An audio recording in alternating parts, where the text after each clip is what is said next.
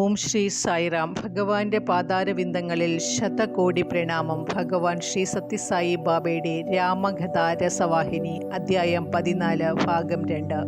സീത പുതുമയുള്ള പച്ചപ്പുൽക്കിടക്കയിൽ കിടന്നുറങ്ങി. യാത്ര കൊണ്ടുണ്ടായ ആയാസത്തിൻ്റെ വലിവിൽ നിന്നും കോച്ചലിൽ നിന്നും മോചിപ്പിക്കുവാനായി ജ്യേഷ്ഠൻ്റെ കാലുകൾ തിരുമാൻ വേണ്ടി ലക്ഷ്മണൻ രാമൻ്റെ കാൽക്കലിരുന്നു. ലക്ഷ്മണനും വിശ്രമം അത്യാവശ്യമാണെന്ന് രാമൻ കരുതി. താൻ ഉറങ്ങാതിരിക്കുന്ന സമയത്തോളം ലക്ഷ്മണൻ തൻ്റെ കാൽ തടവിക്കൊണ്ടിരിക്കുമെന്ന് അദ്ദേഹത്തിന് മനസ്സിലായി. അതിനാൽ മതികെട്ടിറങ്ങിപ്പോയെന്ന് നടിച്ചു കിടന്നു. ഇത് കണ്ടപ്പോൾ ഇനിയും കാൽ തിരുമുകയോ അമർത്തുകയോ ചെയ്താൽ നിദ്രയ്ക്ക് തടസ്സമുണ്ടാകുമെന്ന് ഭയന്ന് ലക്ഷ്മണൻ പതുക്കെ എഴുന്നേറ്റ് മാറി. കുറച്ചകലെ അദ്ദേഹം വീരാസനത്തിലിരുന്നു. ആ നിലയ്ക്ക് അദ്ദേഹത്തിന് 4 ഭാഗത്തും കാണാമായിരുന്നു. രാമന് നിദ്രാഭംഗം വരുത്തുവാൻ ഇടയുള്ള വിധം വല്ല വന്യജന്തുക്കളോ രാക്ഷസന്മാരോ രാക്ഷസ പ്രകൃതിയുള്ളവരോ അവിടെ വന്നാൽ ദൂരെ നിന്ന് തന്നെ കാണാൻ കഴിയുമായിരുന്നു. അദ്ദേഹം പൂർണ്ണമായ ശ്രദ്ധയിലും ജാഗ്രതയിലും സീതാരാമന്മാർക്ക് കാവൽ നിന്നു. ഇത് കണ്ട് ഗുഹൻ തൻ്റെ വിശ്വസ്തരായ അനുചരന്മാരോട് രാമന് നിദ്രാഭംഗം വരുത്തുന്ന യാതൊന്നും സംഭവിക്കുകയില്ല എന്ന് ഉറപ്പുവരുത്തുന്നതിനായി അവിടെ ജാഗ്രതയിലിരിക്കാൻ അറിയിച്ചു. അസ്ത്രങ്ങളുള്ള ആവനാഴി ചുമല്ലേന്തി വില്ലും കയ്യിൽ പിടിച്ചുകൊണ്ട് അദ്ദേഹം ലക്ഷ്മണൻ്റെ ജാഗ്രതയോടുകൂടിയ കാവലിൽ ചേരാനായി അദ്ദേഹത്തിൻ്റെ അടുത്തിരുന്നു. ഗുഹൻ അശ്രുപൂർണമായ നേത്രങ്ങളോടെ ലക്ഷ്മണൻ്റെ മുമ്പിൽ കൈകൂപ്പിക്കൊണ്ട് പറഞ്ഞു: ലക്ഷ്മണ, ദശരഥ ചക്രവർത്തിയുടെ രാജധാനി ദേവരാജാവായ ഇന്ദ്രൻ്റെ ദിവ്യമായ മന്ദിരത്തേക്കാൾ വിശേഷപ്പെട്ടതും ഗംഭീരവുമാണെന്ന് ഞാൻ ഊഹിക്കുന്നു. അവിടെ എല്ലാം സുന്ദരവും ആകർഷവുമാണ്. പരിമളവും മാധുര്യവും അവിടെയുണ്ട്. ഹംസതുല്യ ആകാശയകൾ, രത്നം പതിച്ച കൂടോടുകൂടിയ ദീപങ്ങൾ തുടങ്ങിയവ രാജധാനിയിലെ ആഡംബര സ്വഭാവത്തിനും സുഖത്തിനും മാറ്റുകൂട്ടുന്നു. അവിടെ കിടക്കവിരികൾ കറന്ന ഉടനെയുള്ള പാലിൽ കാണുന്ന നുര പോലെ ധവളമാണ്. അതനുസരിച്ച് ഉപാദാനങ്ങളാണ് അവിടെ ഉള്ളത്. അങ്ങനെയുള്ള സുഖസമൃദ്ധമായ ശയ്യകളിൽ പതിവായി ഉറങ്ങാറുള്ള സീതയും രാമനും ഇന്നിവിടെ വിരിയോ തലയിണയോ ഇല്ലാതെ പുൽക്കൂമ്പാരത്തിൽ ശാരീരികായാസം അനുഭവിച്ചു കൊണ്ട് ഉറങ്ങുകയാണ്. ഈ രംഗത്തെപ്പറ്റി ചിന്തിക്കുമ്പോൾ എനിക്ക് അസഹ്യമായ വേദനയുണ്ടാകുന്നു. തൻ്റെ ആവശ്യങ്ങളും സുഖങ്ങളും എപ്പോഴും ശ്രദ്ധിച്ചു കൊണ്ടിരിക്കുന്ന അംഗരക്ഷകന്മാരും പരിചാരകന്മാരും മാതാപിതാക്കളും അവിടെയുണ്ട്. ഇന്നലെ വരെ രാജകീയ പ്രൗഢിയോടെ ജീവിതം നയിച്ചിരുന്ന സീതയും രാമനും ഇപ്പോഴിതാ വെറും നിലത്ത് കിടക്കുന്നു. ആ കഷ്ടം! എൻ്റെ ഹൃദയം ദുഃഖം കൊണ്ട് തകർന്നു പോകുന്നു. ലോകപ്രസിദ്ധമായ ജനക ചക്രവർത്തിയുടെ പുത്രിയാണ് സീത.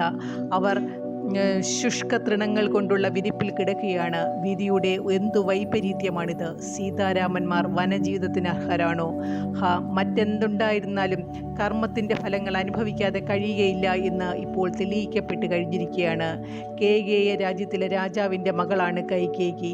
ഈ അതിക്രൂരമായ പാപകർമ്മത്തിന് പ്രാപ്തയാണ് അവർ എന്ന് ആർക്കും വിശ്വസിക്കുവാൻ കഴിയില്ല. ജീവിതത്തിൽ ഒന്നിച്ചിരുന്ന ഏറ്റവും സുഖിച്ചിരിക്കേണ്ട ഒരു ദിശയിലാണ് ഈ രണ്ടുപേരും. ഈ കഠിന വിധി അവരിൽ അടിച്ചേൽപ്പിക്കും എന്നത് എത്ര ഗർഹണീയമായൊരു കൃത്യമാണ്. ഒരാളുടെ ഏറ്റവും വലിയ ശത്രുവിനെ പോലും ഈ ദൃശ്യമായ വിധി ആക്രമിച്ചു പിടിക്കാൻ പാടില്ലാത്തതാണ്. കേകേയ രാജകുമാരി സൂര്യവംശവൃക്ഷത്തിൻ്റെ വേരുകൾ തന്നെ ഖണ്ഡിച്ചകറ്റാനുള്ള ഒരു കോടാലിയായിരിക്കുന്നുവെന്ന് സ്വയം തെളിയിക്കപ്പെട്ടിരിക്കുന്നു. അവരുടെ സ്വാർത്ഥമായ അത്യാഗ്രഹം ലോകത്തെ മുഴുവനും ദുഃഖത്തിലാഴ്ത്തിയിരിക്കുകയാണ്. ഈ ദയനീയമായ കാഴ്ച കാണാൻ എൻ്റെ നിന്ദ്യമായ നയനങ്ങളിൽ വിധിക്കപ്പെട്ടിരിക്കുന്നു. ഈ ശിക്ഷ അർഹിക്കുന്നതിന് ഞാൻ എന്ത് പാപത്താലാണ് ആസക്തനായിരുന്നുവോ? എൻ്റെ പ്രിയപ്പെട്ട രാമനെ ഈ സ്ഥിതിയിൽ കാണത്തക്കവണ്ണം കഴിഞ്ഞ കാലത്ത് ആരുടെ സന്തുഷ്ട ജീവിതമാണ് എൻ്റെ കണ്ണുകളെ അസൂയ കലുഷിതമാക്കിയിരുന്നത്? ഗുഹൻ ഇങ്ങനെ ഓരോന്ന് പറഞ്ഞുകൊണ്ടിരുന്നു. മനസ്സിൽ ഉയർന്നു വരുന്ന ദുഃഖത്തിരമാലകളുടെ പാഞ്ഞുകയറ്റം തടഞ്ഞു നിർത്താനാവാതെ അദ്ദേഹം തൻ്റെ വായടച്ചു. അടക്കാനാവാത്ത ഹൃദയവേദനയാൽ നമ്രശിരസ്കനായി നിന്നു. അത് കണ്ടപ്പോൾ ലക്ഷ്മണനും മ്ലാനതയാണ്ടു. കുറച്ചൊരു ധൈര്യം സമാഹരിച്ചുകൊണ്ട് ലക്ഷ്മണൻ പറഞ്ഞു: ഓ നിഷാദ നേതാവേ, ഒരാൾക്ക് സുഖമുണ്ടാകുന്നത് മറ്റൊരാൾ വഴിക്കല്ല. ദുഃഖമുണ്ടാവുന്നതും അന്യൻ മൂലമല്ല.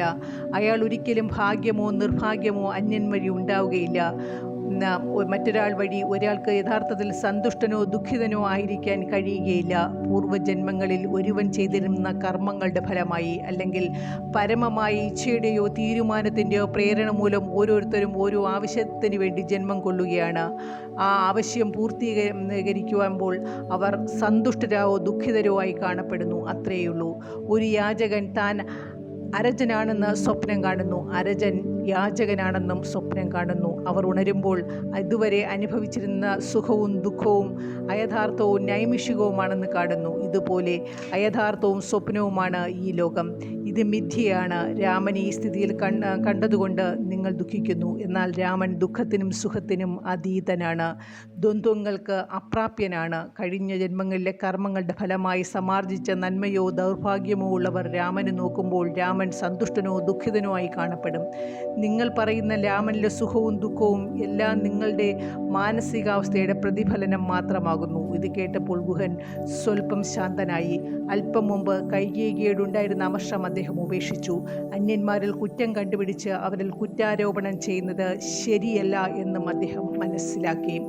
ജനങ്ങളെല്ലാം വ്യാമോഹനിദ്രയിൽ കിടക്കുകയാണ്. അവർ പലതരം സ്വപ്നങ്ങൾ കാണുന്നതിൽ വ്യാപൃതരായിരിക്കുന്നു. ഈ രീതിയിലാണ് ജീവിതം എന്ന രാത്രി ആളുകൾ കഴിച്ചുകൂട്ടുന്നത്. ആത്മനിയന്ത്രണം നേടിയിട്ടുള്ള യോഗികൾ അവർ മാത്രമാണ്.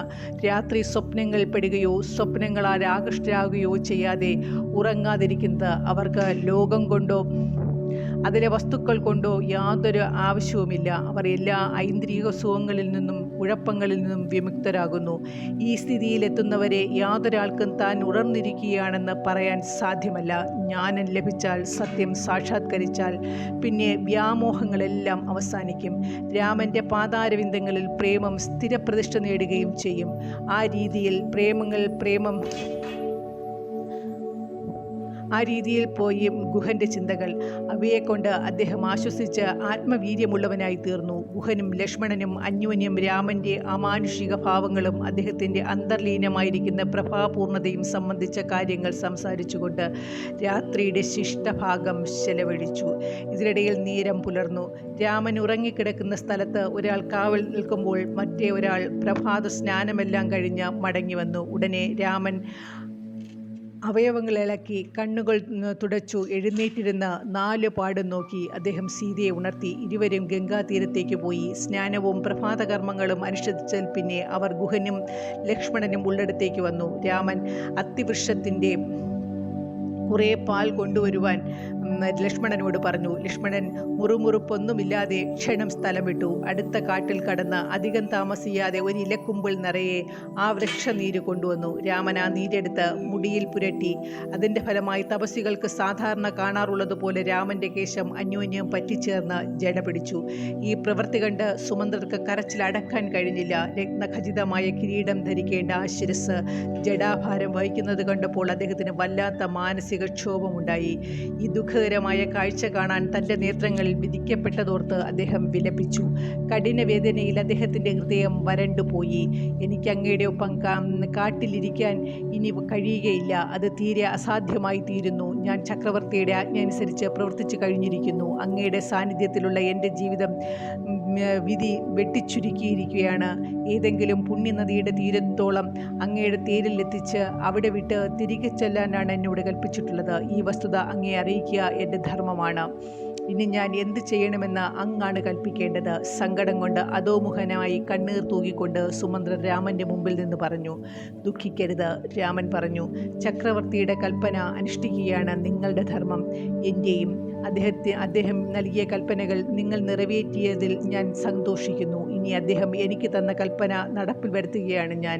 അദ്ദേഹം എനിക്ക് നൽകിയ നിർദ്ദേശങ്ങൾ പരമമായ ബഹുമാനത്തോടും അങ്ങേയറ്റത്തെ നിഷ്കർഷയോടും കൂടി ഞാൻ അനുസരിക്കും. താമസിക്കേണ്ട, അയോധ്യയിലേക്ക് മടങ്ങിക്കൊള്ളൂ. എൻ്റെ മാതാപിതാക്കന്മാർ നിസ്സീമമായ ഉത്കണ്ഠയോടുകൂടി നിങ്ങളുടെ പ്രത്യാഗമനം കാത്തിരിക്കുന്നുണ്ടാകും. നിങ്ങളുടെ ഇതുവരെയുള്ള യാത്രയെ സംബന്ധിച്ച വിവരണം നിങ്ങളിൽ നിന്ന് തന്നെ കേൾക്കാൻ അവർ ആഗ്രഹിക്കുന്നുണ്ടാവും. അതുകൊണ്ട് രഥം കൊണ്ട് ക്ഷണം തിരിച്ചു പൊയ്ക്കൊള്ളൂ. താൻ മടങ്ങിപ്പോകേണ്ട സ്ഥലത്തെ സംബന്ധിച്ച് ഒരു ചിത്രീകരണം സുമന്ത്രർ സ്വയം നടത്തി. അദ്ദേഹം വിനയപൂർവ്വം അഭ്യർത്ഥിച്ചു, ഓ രാമചന്ദ്ര, അയോധ്യ അനാഥമായ ഒരു നഗരി ആവാതിരിക്കട്ടെ. അങ്ങയുടെ അസാന്നിധ്യത്തിൽ ചക്രവർത്തിക്ക് പ്രവർത്തനൈക്യം പ്രയാസമായിരിക്കും. ഭരതനാണെങ്കിൽ ഭരണം നടത്താൻ അസാധ്യവുമായിരിക്കും. ദുഃഖഭാരം താങ്ങാനാവാതെ സുമന്ത്ര രാമൻ്റെ കാൽക്കൽ വീണു. രാമൻ അദ്ദേഹത്തെ പിടിച്ചെഴുന്നേൽപ്പിച്ച് ചുമലിൽ പിടിച്ചുകൊണ്ട് അദ്ദേഹത്തെ സമാശ്വസിപ്പിച്ചു. സുമന്ത്രരെ, സത്യത്തേക്കാൾ ഉയർന്ന ധർമ്മം വേറെയില്ല. വേദങ്ങൾ, പുരാണങ്ങൾ, ഇതിഹാസങ്ങൾ ഇവയെല്ലാം ഇത് സ്ഥാപിക്കുന്നു, ഇത് പ്രഖ്യാപിക്കുകയും ചെയ്യുന്നു. ഇതൊക്കെ നിങ്ങൾക്കറിയാം. ഇപ്പോൾ ഈ പരമതത്വമായ ധർമ്മത്തെ അനുസരിക്കുന്ന ജോലിയാണ് എനിക്ക് തന്നിട്ടുള്ളത്. ഇതത്ര മഹത്തായ ഭാഗ്യമാണ്. ഈ അവസരം ഞാൻ ഉപേക്ഷിക്കുകയും അങ്ങനെ ആ ഭാഗ്യം നഷ്ടപ്പെടുത്തുകയും ചെയ്താൽ ഞാനും എൻ്റെ വംശവും 3 ലോകങ്ങളിലും വ്യാപിക്കുന്ന ദുഷ്കീർത്തി നേടും. ലക്ഷക്കണക്കിനുള്ള മരണങ്ങളെക്കാളും ദഹിപ്പിക്കലുകളെക്കാളും എത്രയോ അധികം ദുഷ്കീർത്തി ധർമ്മിഷ്ഠന്മാരെ മർമ്മഭേദകമായ നിലയിൽ ദഹിപ്പിച്ചു കൊല്ലും. എൻ്റെ പിതാവിൻ്റെ പാദത്തിൽ വീണ് എൻ്റെ ഉറച്ച തീരുമാനത്തെയും ആനന്ദത്തെയും അറിയിക്കൂ. എന്നെയും സീതയെയും ലക്ഷ്മണനെയും കുറിച്ച് അച്ഛൻ അസ്വസ്ഥപ്പെടാതിരിക്കുവാൻ താങ്കൾ ജാഗ്രതയോടെ പ്രവർത്തിക്കണം. ഗുഹനും അനുയായികളും രാമൻ്റെ വാക്കുകൾ കേട്ടു. അവയുടെ ഫലം അവരിൽ പ്രകടമായിരുന്നു. അതറിയാതെ അവർ കരയാനും കണ്ണുനീർ പൊഴിക്കുവാൻ തുടങ്ങി. ലക്ഷ്മണനാണ് ഈ കഠിന വേദന സഹിക്കാൻ കഴിഞ്ഞില്ല. ഈ ദുരന്തത്തിന് കാരണക്കാരായവരുടെ നേരെ അദ്ദേഹം അമർഷവും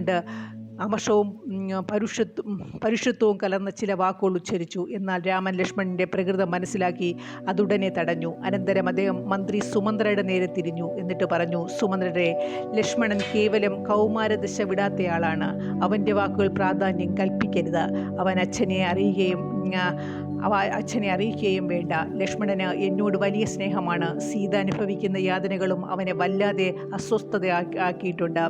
ഇവയെല്ലാം കൊണ്ട് അവൻ്റെ മനസ്സ് ദുഃഖപൂർണ്ണമാണ്. എന്നെ വനത്തിലേക്ക് നാട് കടത്തിയവരെ സംബന്ധിച്ച് അവനുള്ള തെറ്റിദ്ധാരണ മൂലമാണ് അവൻ അത്തരം വാക്കുകൾ ഉപയോഗിച്ചത്. പ്രകൃതിയാൽ ലക്ഷ്മണൻ വളരെ വിശിഷ്ട ഗുണമുള്ളവനാണ്. അനന്തരം രാമൻ തൻ്റെ ഭ്രാതാവിൻ്റെ ഗുണങ്ങളെ വർണ്ണിക്കാൻ തുടങ്ങി. സുമന്ത്രർ തലയുയർത്തി രാമനോട് സീതയെപ്പറ്റി ചില അപേക്ഷകൾ നടത്തി. പ്രഭു, ജാനകി ഇളം പ്രായക്കാരിയും മൃദുല സ്വഭാവമുള്ളവളുമാണ്. അവൾക്ക് വനജീവിതത്തിൻ്റെ കഷ്ടപ്പാടുകളെ ചെറുത്തു നിൽക്കാൻ കഴിയുകയില്ല.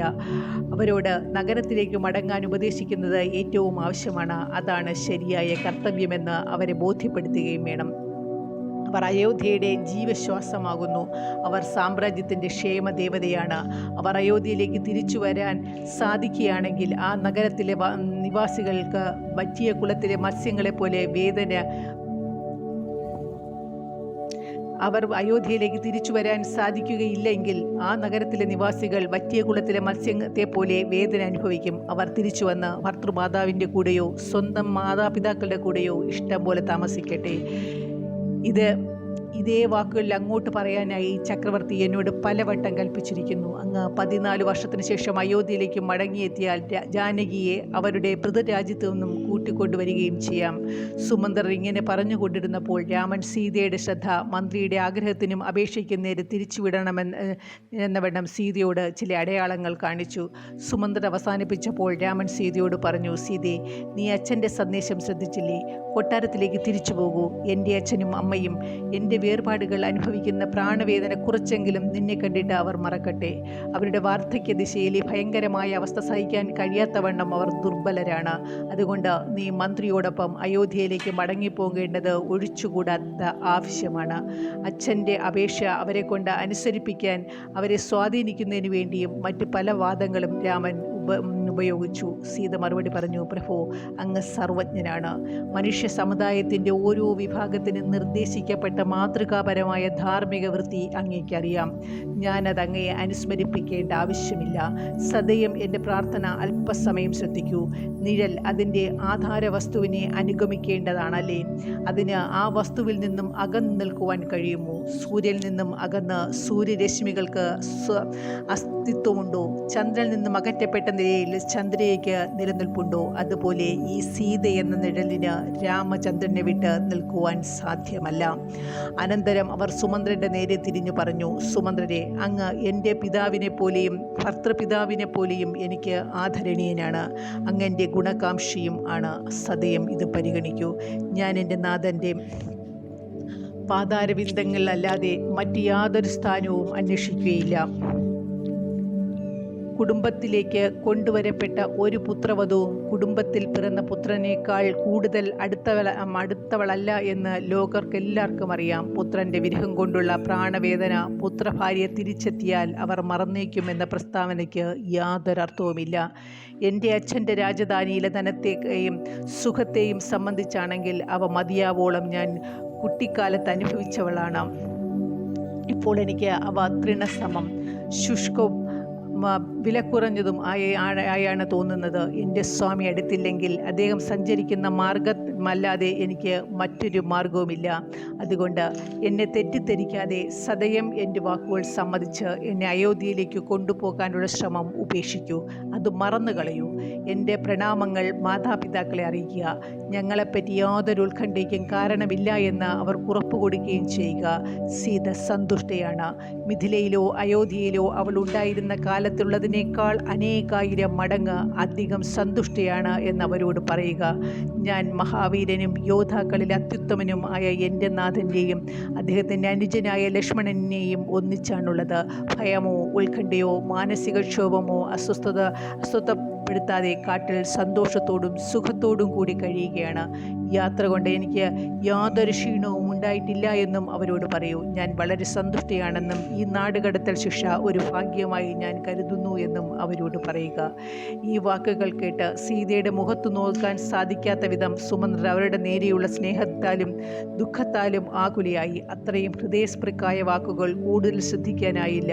അവരോട് സംസാരിക്കാൻ അദ്ദേഹത്തിന് വാക്കുകളൊന്നും കിട്ടിയില്ല. സീതയുടെ നന്മകളെയും അവരുടെ പവിത്രമായ വികാരങ്ങളെയും അവരുടെ ദൃഢനിശ്ചയത്തെയും കുറിച്ച് അദ്ദേഹം പര്യാലോചിച്ചു. ഇത്രയും പരമോത്കൃഷ്ടതയുള്ള ഒരു മഹതിയുടെ സാന്നിധ്യവും പ്രചോദനവും നഷ്ടപ്പെട്ട അയോധ്യയുടെ വിധിയെപ്പറ്റി അദ്ദേഹം പരിതപിച്ചു. അദ്ദേഹം രാമനോട് പറഞ്ഞു, രാമ, അങ്ങനെയാണെങ്കിൽ ഒരു പ്രാർത്ഥന സ്വീകരിക്കൂ. അങ്ങയുടെ കൂടെ തന്നെ 14 സംവത്സരം അങ്ങയെ സേവിച്ചുകൊണ്ട് വനത്തിൽ കഴിയാൻ എന്നെ അനുവദിച്ചാലും. രാമൻ മറുപടി പറഞ്ഞു, സുമന്ത്രരെ, നിങ്ങൾ നിയമത്തിലും ധാർമ്മിക കാര്യത്തിലും വിദഗ്ധനാണല്ലോ. നിങ്ങൾ എൻ്റെ മന്ത്രിയല്ല, ദശരഥ ചക്രവർത്തിയുടെ മന്ത്രിയാണ്. അദ്ദേഹമാണ് നിങ്ങൾ തിരിച്ചു ചെല്ലണമെന്ന് കൽപ്പിച്ചത്. നിങ്ങൾ ഇവിടെ സ്ഥിരമായി കഴിയാൻ എനിക്ക് എങ്ങനെ അനുവദിക്കാനാവും? അല്ലെങ്കിൽ തന്നെ ഈ പ്രത്യേക ഘട്ടത്തിൽ നിങ്ങൾ ചക്രവർത്തിയിൽ നിന്നും അകന്നിരിക്കുന്നത് ഉചിതമല്ല. നിങ്ങൾ ചക്രവർത്തിക്ക് വലം കൈ പോലെയാണ്. താങ്കൾ സ്വന്തം ആനന്ദത്തിന് വേണ്ടി ശ്രമിക്കരുത്. അദ്ദേഹത്തിൽ നിന്നും അകന്നു നിൽക്കുകയുമരുത്. പോകൂ, അദ്ദേഹത്തിൻ്റെ അടുത്തേക്ക് പോകൂ. ഇനിയും താമസിയാതെ നിങ്ങൾ വേഗത്തിൽ പോയാൽ നിങ്ങൾക്കും എനിക്കും എൻ്റെ മാതാപിതാക്കൾക്കും ആശ്വാസവും വിശ്വാസവും പ്രദാനം ചെയ്യാൻ കഴിയും. മറ്റു പല വാദങ്ങളും ഉദാഹരണങ്ങളും ഉന്നയിച്ചുകൊണ്ട് രാമൻ അദ്ദേഹത്തെ വേഗം പോകാൻ പ്രേരിപ്പിച്ചു. ചെറുത്ത് നിൽക്കാൻ അസാധ്യമാണെന്ന് കണ്ട് സുമന്ത്രർ ഉച്ചത്തിൽ വിലപിച്ചു. 3 പേരുടെയും മുമ്പാകെ നമസ്കരിച്ചുകൊണ്ട് അദ്ദേഹം നടന്നു. അദ്ദേഹത്തിൻ്റെ അടിവയ്പ്പുകൾ കനത്തതും ഇടറുന്നതുമായിരുന്നു. അദ്ദേഹത്തിൻ്റെ മനസ്സിനും ശരീരത്തിനും പോകാൻ ഇഷ്ടമില്ലായിരുന്നു. രാമൻ അദ്ദേഹത്തിൻ്റെ കരം ഗ്രഹിച്ചു. രഥത്തിൻ്റെ അടുത്തേക്ക് നടന്നു പോകുവാനും അതിൽ കയറിയിരിക്കുവാനും സഹായിച്ചു. അയോധ്യയിലേക്ക് മടങ്ങിപ്പോകാൻ പ്രോത്സാഹിപ്പിക്കുന്നതിനായി സുമന്ത്രരോടും തേർക്കുതിരകളോടും രാമൻ മൃദുമധുരമായി സംസാരിച്ചു. സുമന്ത്രർ അയോധ്യയിലേക്ക് തിരികെ തേരോടിച്ചു. കുതിരകൾക്ക് തിരിച്ചു പോകാൻ ഇഷ്ടമുണ്ടായിരുന്നില്ല. കുതിരകൾ രാമനോടൊന്നിച്ച് നിൽക്കുന്നതിന് ആഗ്രഹിച്ചുകൊണ്ട് രാമൻ സ്ഥിതി ചെയ്തിരുന്ന സ്ഥലത്തേക്ക് തന്നെ തിരിഞ്ഞു.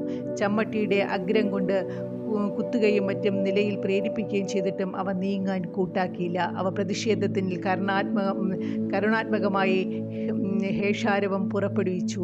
അവ രാമനെ ഒരു നോക്ക് കാണാൻ കഴുത്ത് മുന്നോട്ട് നീട്ടി. സുമന്ത്രരും അസഹ്യമായ ദുഃഖത്തിൽ പിറകോട്ട് തിരിയുകയായിരുന്നു. കവിൾത്തടത്തിൽ കൂടി ഒഴുകിയ കണ്ണുനീർ തുടച്ചു കളഞ്ഞ തൻ്റെ ദുഃഖം ആളുകളെ കാണിക്കാൻ ഇഷ്ടപ്പെടാത്തതുപോലെ തല താഴ്ത്തി. സുമന്ത്രരുടെ സ്ഥിതി കണ്ട് ഗുഹന് കഠിനമായ ദുഃഖമുണ്ടായി. അദ്ദേഹം ഒരു വൃക്ഷത്തിൽ ചാരി നിന്ന് അതിൻ്റെ തടിയോട് തലയമർത്തി കരഞ്ഞു. വൃദ്ധയനായ മന്ത്രിയുടെ തിരിച്ചയച്ച ശേഷം രാമൻ പത്നിയോടും അനുജനോടും കൂടി ഗംഗാ തീരത്തിലേക്ക് തിരിച്ചു. മൂകജന്തുക്കൾക്ക് പോലും രാമനിൽ നിന്ന് അകന്ന് ജീവിക്കുന്നത് അസാധ്യമായി കാണുമ്പോൾ വളരെ സ്നേഹത്തോടും പ്രതീക്ഷയോടും കൂടി പെറ്റു വളർത്തിയ അമ്മയും അച്ഛനും ഭക്തിയോടും സ്നേഹത്തോടും കൂടി ആരാധിക്കുന്ന സാമ്രാജ്യത്തിലെ പ്രജകളും അദ്ദേഹത്തിൻ്റെ വിരഹത്തിൽ അനുഭവിക്കുന്ന കഠിന വേദനയെപ്പറ്റി എന്തു പറയാനാവും? കഷ്ടം! കൗസല്യ രാജ്ഞിയുടെ ഹൃദയഭേദകമായ ശോകം ആർക്ക് അളക്കാൻ കഴിയും? ഗുഹൻ അന്തരാ ചിന്തിച്ചു. ദുഃഖം അദ്ദേഹത്തിൻ്റെ ഹൃദയത്തെ വരട്ടിക്കളഞ്ഞു. ഉടനെ ഗംഗാതടത്തിലേക്ക് പോകുന്ന രാമനെയും സീതയും ലക്ഷ്മണനെയും അദ്ദേഹം കണ്ടു. അതിനാൽ അദ്ദേഹം അവരുടെ അടുത്തേക്ക് സത്വരം ചെന്നു. അവർക്ക് നദി കടക്കണമെന്ന് ആഗ്രഹമുള്ളതായി കണ്ട അദ്ദേഹം മറുകരയിലുണ്ടായിരുന്ന തോണിക്കാരനോട് തോണി കടവിലേക്ക് കൊണ്ടുവരുവാൻ വിളിച്ചു പറഞ്ഞു. തൻ്റെ സ്വാമിയുടെ ശബ്ദം കേട്ട തോണിക്കാരൻ തോണി കുറുകെ തുഴഞ്ഞ് നിമിഷങ്ങൾക്കകം രാമൻ നിന്നിരുന്ന സ്ഥലത്തെത്തിച്ചു. കുറേ വർഷം വനത്തിൽ കഴിച്ചുകൂട്ടുന്നതിനായി പോകുന്ന ദശരഥ ചക്രവർത്തിയുടെ പുത്രനും അയോധ്യയിലെ രാജകുമാരനും അദ്ദേഹത്തിൻ്റെ പത്നിക്കും സഹോദരനും ഗംഗ കടക്കുന്നതിന് ഉചിതമായ വിധം തോണി തുടച്ചു വൃത്തിയാക്കാൻ ഗുഹൻ തോണിക്കാരനെ സ്വകാര്യമായി വിളിച്ചു പറഞ്ഞു. ഈ തോണിക്കാരനായ നിഷാദൻ രാമൻ്റെ നാടുകടത്തലിനെ പറ്റിയുള്ള കഥ സ്വസഹോദരന്മാരിൽ നിന്നും കേട്ടിരുന്നു. അതുകൊണ്ട് അവൻ സമയം ഒട്ടും കളയാതെ വന്നു. പക്ഷേ അവന് ഒരു സംശയം അവശേഷിച്ചിരുന്നു. അതിന് പരിഹാരം വേണ്ടിയിരുന്നു. രാമൻ ഒരു പാറക്കല്ലിൽ പാദസ്പർശം നടത്തിയപ്പോഴേക്കും പൊടുന്നനെ അതൊരു സ്ത്രീയായി മാറിയ കഥ അവൻ കേട്ടിരുന്നു. അതേ രാമനോ ഇത് അല്ല മറ്റാരെങ്കിലുമോ? അതാണ് അവൻ ഗുഹനോട് ചോദിച്ച ചോദ്യം. ഗുഹൻ പറഞ്ഞു, എൻ്റെ പ്രിയപ്പെട്ട തോണിക്കാര, എന്തൊരു ഓർമ്മശക്തിയാണ് നിനക്കുള്ളത്. വളരെ മുമ്പേ നടന്ന ആ സംഭവം ഇപ്പോൾ ഓർമ്മിച്ചതുകൊണ്ട് ഞാൻ സന്തോഷിക്കുന്നു. മാത്രമല്ല നീ അത് എന്നെ അനുസ്മരിപ്പിക്കുകയും ചെയ്തിരിക്കുന്നു. അദ്ദേഹം രാമൻ്റെ നേരെ തിരിഞ്ഞ് അമിതമായ ആഹ്ലാദത്തോടു കൂടി പറഞ്ഞു, രാമ കേൾക്കൂ, എൻ്റെ വർഗത്തിൽപ്പെട്ട ഈ തോണിക്കാരൻ അങ്ങയുടെ പ്രതാപത്തെയും പ്രഭാവത്തെയും മനസ്സിൽ നിധി പോലെ സൂക്ഷിച്ചിരിക്കുകയാണ്.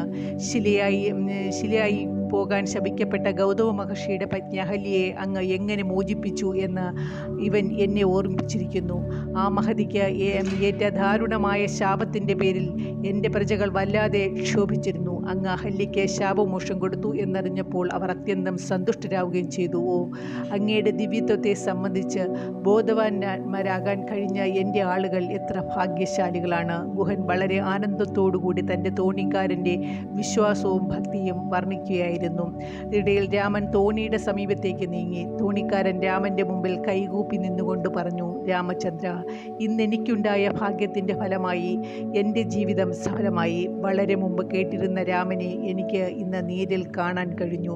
കഴിഞ്ഞ ജന്മങ്ങളിൽ ഞാൻ നേടിയ പുണ്യത്തിൻ്റെ ഫലമാണ് ഇന്ന് അങ്ങയെയും പത്നിയെയും അനുജനെയും ഗംഗ കടത്താനുള്ള യോഗം എനിക്ക് ലഭിച്ചത്. ഞാൻ ഒരു അനുഗ്രഹത്തിനു വേണ്ടി പ്രാർത്ഥിക്കട്ടെ. അങ്ങ് തോണിയിൽ കയറുന്നതിന് മുമ്പായി അങ്ങയുടെ പാദം കഴുകിയ പുണ്യജലം എൻ്റെ തലയിൽ കുടയുന്നതിന് എന്നെ അനുവദിക്കണേ. തൻ്റെ ദാസനായ തോണിക്കാരന് ഇത്രയും അഗാധമായ ഭക്തി രാമനോടുണ്ടായിരുന്നത് ഗുഹൻ മനസ്സിലാക്കിയിരുന്നില്ല. രാമൻ്റെ മുമ്പാകെ അവൻ അത്രയും വിനയത്തോടും കൂടി സമർപ്പിച്ച അപേക്ഷ കേട്ടപ്പോൾ അദ്ദേഹം അത്ഭുതപ്പെട്ടു. തോണിക്കാരൻ്റെ പ്രാർത്ഥനയിൽ അദ്ദേഹം അത്യന്തം ആഹ്ലാദിക്കുകയും ചെയ്തു. ഗുഹൻ പറഞ്ഞു, ഞാൻ പറയുന്നത് ശ്രദ്ധിക്കൂ സഹോദര. രാമദേവൻ തോണിയിൽ കയറിയിരിക്കട്ടെ.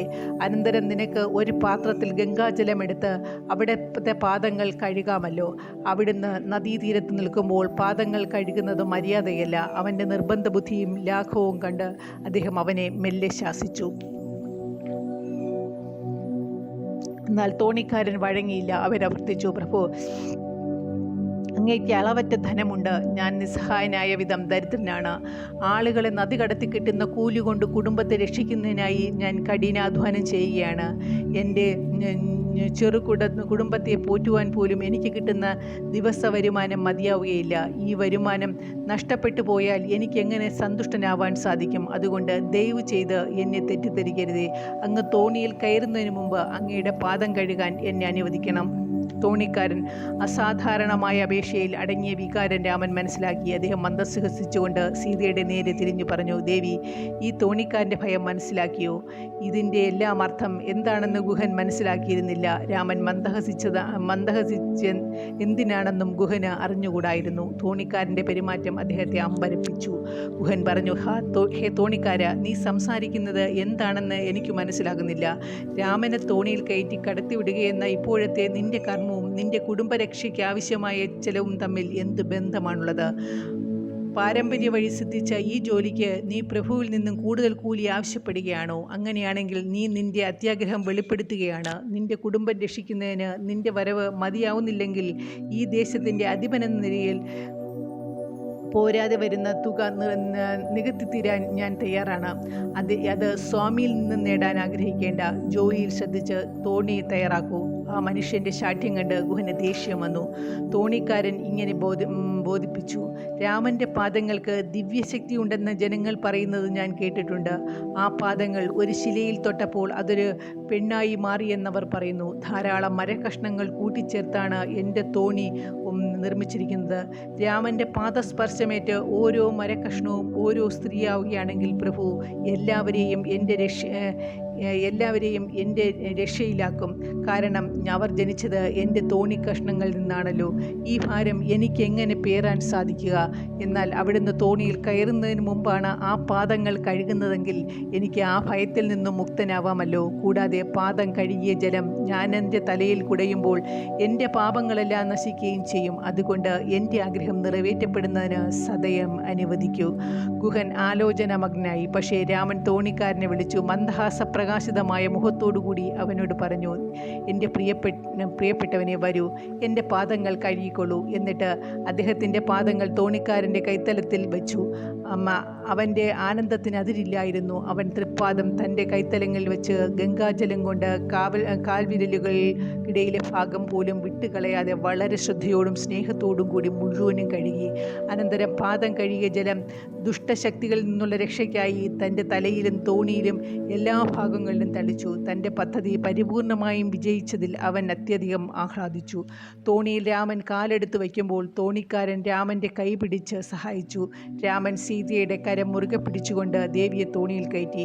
കുറുകെ ഉറപ്പിച്ചിരുന്ന പലകളിലൊന്നിൽ തൻ്റെ അടുത്തിരിക്കാൻ രാമൻ ലക്ഷ്മണനോട് പറഞ്ഞു. തോണിക്കാരൻ്റെ ഭക്തിയും ബാലിശത്വത്തെയും പറ്റി അവർ അന്യോന്യം സംസാരിച്ചു. ജലോപരിയിലുള്ള തോണിയിലൂടെ ചലനം അവർ ആസ്വദിച്ചു. അവർ പല വിഷയങ്ങളെപ്പറ്റിയും ഗുഹനുമായി സംസാരിച്ചു. യാത്ര ചെയ്യുന്നു എന്ന ചിന്തയില്ലാതെ അവർ മറുകരയിൽ എത്തിച്ചേരത്തക്കവണ്ണം സമയം അതിവേഗത്തിൽ കടന്നുപോയി. തോണിക്കാരന് കൂലി കൊടുക്കുവാൻ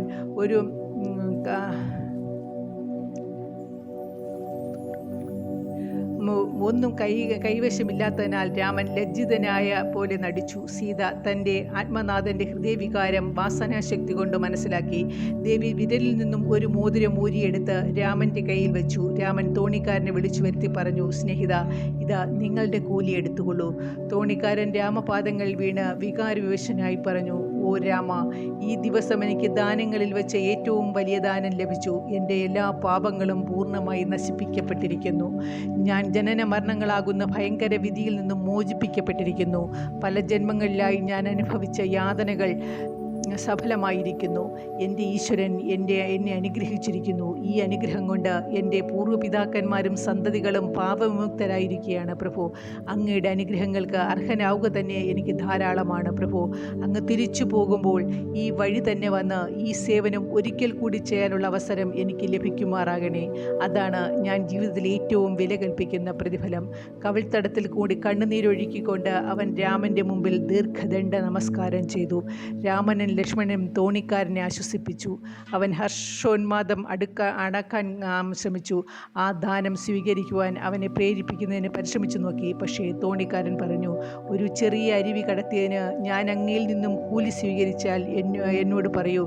എൻ്റെ വംശത്തിൽപ്പെട്ട തലമുറകളെയും കോടിക്കണക്കിന് എൻ്റെ സഹോദരങ്ങളെയും അതിവിസ്തൃതവും മാറ്റത്തിൻ്റെ അതിവേഗവുമുള്ള എല്ലാ ജീവികളെയും ഉൾക്കൊള്ളുന്നതും അതീവ ഭീകരവുമായ സംസാര സാഗരം കടത്തിവിടുന്നതിന് അവിടുന്ന് കൂലിയായി എത്ര സംഖ്യയാണ് സ്വീകരിക്കുന്നത്? ഈ അവസരം ലഭിച്ചതുമൂലം ഞാൻ ആനന്ദമഗ്നായി. എൻ്റെ വഴിയിൽ വന്നുപെട്ട ഈ ഭാഗ്യദായകമായ സന്ദർഭത്തിന് കൂലി സ്വീകരിക്കാൻ നിർബന്ധിച്ചുകൊണ്ട് എന്നെ ഇനിയും ബന്ധനങ്ങളിൽ കൊടുക്കരുതേ സ്വാമി. ഈ വാക്കുകൾ രാമൻ്റെ ഹൃദയത്തെ സ്പർശിച്ചു. അവൻ്റെ മേൽ സമ്മർദ്ദം ചെലുത്തുന്നത് നല്ലതല്ലെന്ന് രാമന് തോന്നി. രാമൻ അവനെ ഏറ്റവും ഉദാരമായി അനുഗ്രഹിച്ചു, പോകാൻ അനുവദിക്കുകയും ചെയ്തു. രാമനും ലക്ഷ്മണനും നദീതീരത്തിൽ വസ്ത്രം വിരിച്ച് അതിൽ വില്ലുകളും വസ്ത്രങ്ങളും വെച്ച് കുളിക്കാൻ ഇറങ്ങി.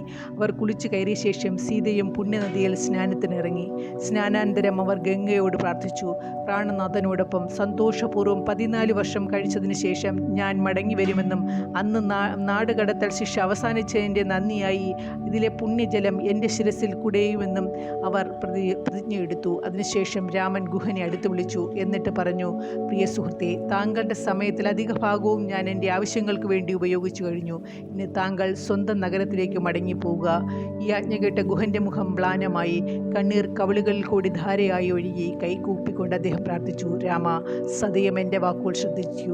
ഞാൻ അങ്ങയോടൊപ്പം വനത്തിൽ കുറേ കൂടി സമയം ചിലവഴിക്കാം. കാട്ടിലെ എല്ലാ മാർഗങ്ങളും എനിക്ക് സുപരിചിതമാണ്. അങ്ങേക്ക് പ്രയോജനപ്രദമായ വിവരങ്ങൾ തരാൻ എനിക്ക് സാധിക്കും. ഈ വിധത്തിൽ അങ്ങയെ സേവിക്കുന്നതിന് ഞാൻ ആഗ്രഹിക്കുന്നു.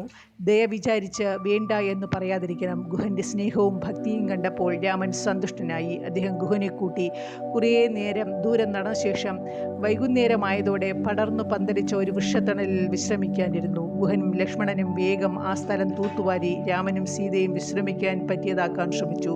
ആ വൃക്ഷത്തിലെ ഫലങ്ങൾ തന്നെ അരികിലെത്തിയ ദിവ്യ സന്ദർശകരെ സേവിക്കുന്നതിനായി താഴെ വീഴാൻ ഉത്കണ്ഠയോടെ നോക്കിയിരുന്നു. അവ വികാരോത്തേജനം കൊണ്ടും ആനന്ദം കൊണ്ടും ചുവന്നുപോയി. ഗുഹനും ലക്ഷ്മണനും ഫലങ്ങൾ ശേഖരിച്ച് വീതി കൂടിയ ഇലകളിൽ സീതയുടെയും രാമൻ്റെയും മുമ്പാകെ വച്ചു. പക്ഷേ രാമൻ ലക്ഷ്മണനോട് ചോദിച്ചു, ലക്ഷ്മണ, സന്ധ്യാകർമ്മങ്ങൾ അനുഷ്ഠിച്ചതിന് ശേഷമല്ലാതെ നമുക്ക് കഴിക്കാമോ? അതുകൊണ്ട് അവർ പ്രയാഗയിലേക്ക് പോയി. അതായത് പുണ്യനദികളുടെ സംഗമസ്ഥാനമാണ് പ്രയാഗ് വളരെ അടുത്തായിരുന്നു. സ്നാനത്തിന് മുമ്പായി ആ പുണ്യദർശനം സാധിച്ച് മടങ്ങിയ വഴിക്ക് രാമൻ പ്രയാഗയുടെ മഹിമ അവരെ വിവരിച്ചു കേൾപ്പിച്ചു. 3 നദികളും ഒന്നിച്ചു കൂടുന്ന ദിക്കിൽ ജലത്തിൻ്റെ ഫലദായകത്വം വളരെ ശക്തിയുള്ളതാണെന്നും മനുഷ്യ മനസ്സിനെ കളങ്കപ്പെടുത്തിയ സർവ്വ പാപങ്ങളെയും കഴുകിക്കളയാൻ അതിന് കഴിയുമെന്നും രാമൻ പറഞ്ഞു. സായിറാം.